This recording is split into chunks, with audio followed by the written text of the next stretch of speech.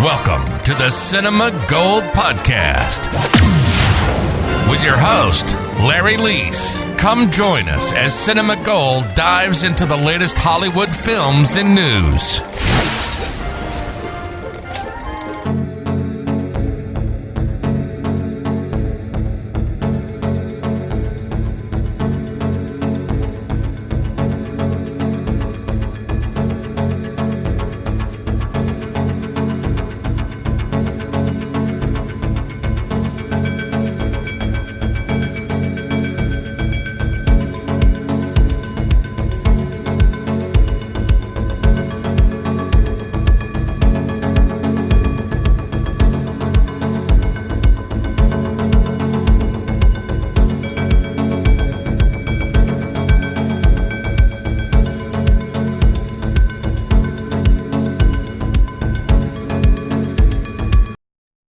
Hello and welcome to the Cinema Gold Show. I'm your host, Larry Leese.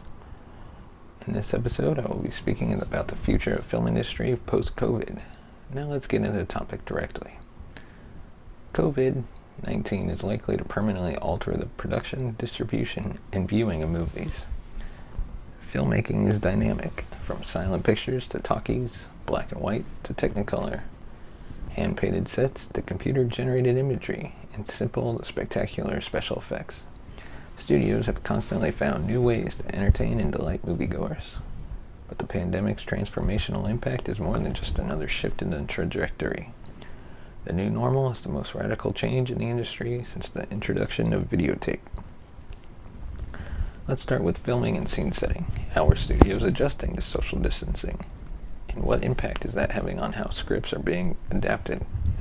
Do you see this having long-lasting repercussions beyond the pandemic?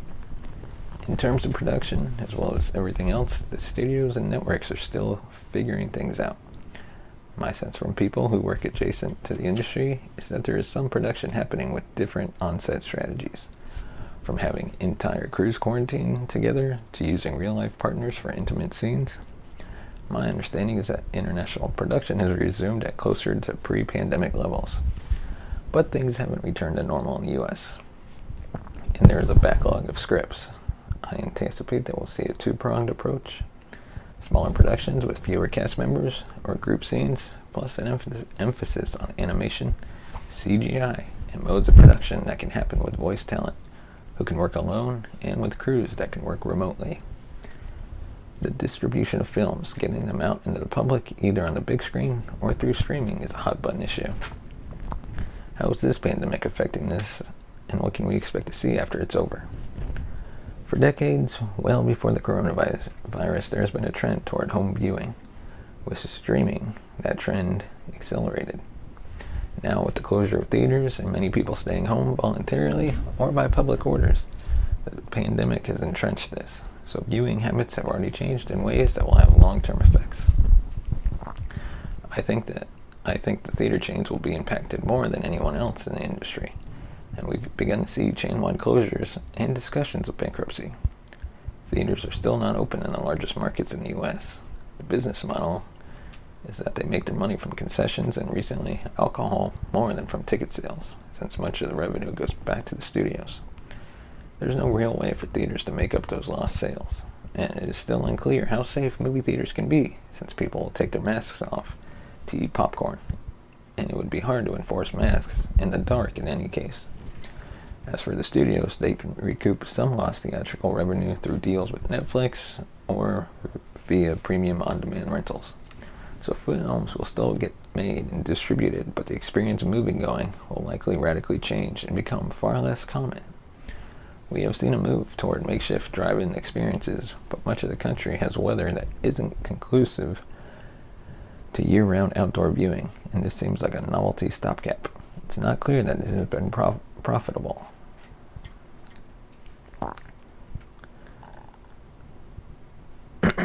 How will COVID affect the making of films? In a post-COVID world, we have to get movies up and running while abiding by the recommended guidelines for safety, Connolly said. Now, this does not mean we can replace actors or remove the entire live-action process, but virtual production allows us to plan to make movies requiring few live-action elements. Crowd scenes are a no-go. Real-world locations will be limited. On-screen romance will be less common, sometimes restricted to actors who have off-screen relationships. And independent films, that tantalizing side dish in the U.S. entertainment menu, could be heavily scaled back. With marquee blockbusters like Warner Brothers, The Batman, and Paramount Pictures' Mission Impossible 7 on a hiatus from shooting because of the pandemic, the film industry is among those contemplating how the way its work is done will change in the future. Virtual production may aid in getting the cameras up and rolling again, allowing production teams to work simultaneously from across the globe.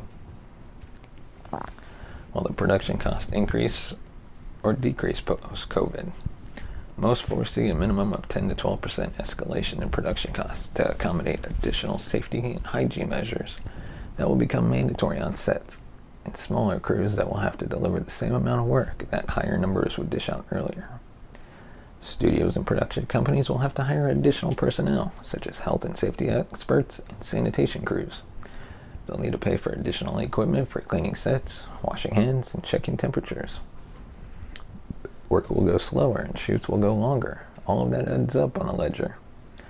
Experts and executives estimate that enhanced cleaning and staffing for coronavirus prevention could add more than $1 million to a typical movie budget. On top of that, staggered shifts for crew, meant to minimize the number of people on set, could stretch what normally be an 8-week shooting schedule to as many as 10 weeks. That would significantly increase expenses for major films, which can cost up to $400,000 a day to make. Will the pandemic be a big boost for the horror genre? Horror is an evergreen genre. Its popularity never seems to wane, and film scholars have long argued that the genre allows for an exploration of cultural anxieties, perhaps better than any other. I'm sure we'll see the pandemic become a plot point or metaphor. The question is whether people want to be reminded of it or just want escapism. But concurrent with the pandemic, we're seeing so many forms of violence, political crises, and environmental disasters that there are many anxieties to work through simultaneously.